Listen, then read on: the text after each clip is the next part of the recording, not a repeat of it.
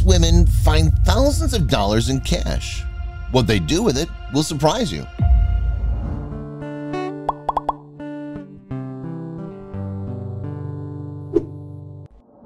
People tend to think the worst of the homeless population. Even though we may understand their motivation and their desperation, we assume that if a homeless person were to come across a huge sum of cash, it'd be lost for good. Many people with uncertain housing need money to buy food, warm clothes, or to spring for a roof over their heads for a few nights. However, when two homeless women recently found thousands of dollars in cash, they immediately decided to return it to its rightful owner. A San Jose man named George and his two dogs lived in a van within an encampment. There, he was surrounded by friends who were also technically homeless. Nevertheless, the community they formed had strong bonds, so when tragedy struck, George wasn't alone. On the night before Thanksgiving, George's van suddenly became engulfed in flames with all his belongings, including his dogs, inside. People who lived at the encampment immediately sprung into action and worked diligently to put out the fire. They were able to rescue the two dogs, but George's belongings seemed to be lost.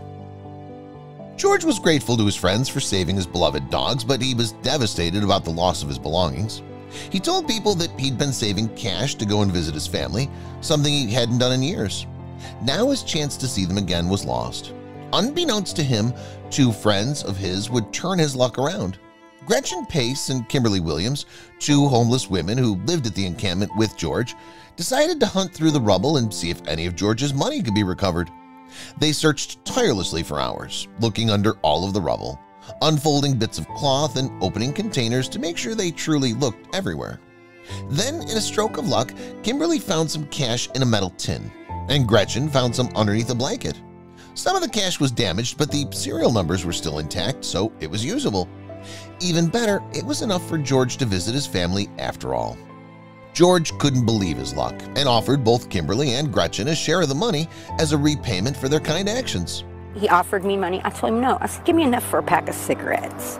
He goes, let me take you out to dinner. I said, coffee and a donut's enough for me. Local news covered the story and hailed the two women as heroes, something they don't agree with.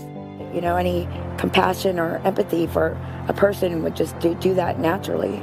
They hope that others who see their story would do the same for their own friends. It's easy to judge people by how they look or how they live, but we must not forget that kind, selfless, and heroic people are everywhere.